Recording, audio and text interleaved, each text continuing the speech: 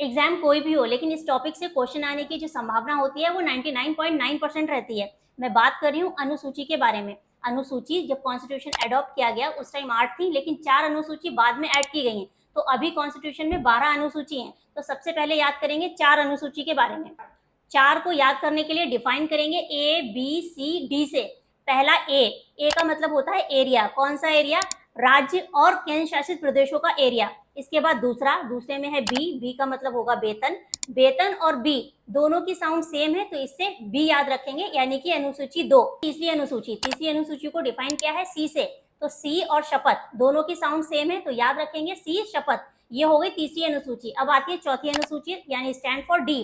D का मतलब होता है डिस्ट्रीब्यूशन। किसका डिस्ट्रीब्यूशन? राज्यसभा सीटों का बंटवारा। अब आती है पांचवी और छठी अनुसूची। पांचवी और छठी अनुसूची को याद करने के लिए याद रखना है एडमिनिस्ट्रेशन, यानी कि प्रशासन। तो किसका प्रशासन पहले में दिया गया है, यानी कि पांचवी में दिया गया है अनुसूचित क्षेत्रों और जातियों का प्रशासन। दूसरे में दिया गया है एटीएमएम, यानी कि छठी में दिया गया है एटीएमएम, त्रिपुरा, मिजोरम और मेघालय, इन 4 एरियाओं का प्रशासन। सातवीं और आठवीं। सातवीं को याद रखना है कि यहाँ पर 3 लिस्ट दी गई है, संघ सूची, राज्य सूची और संवर्ती सूची।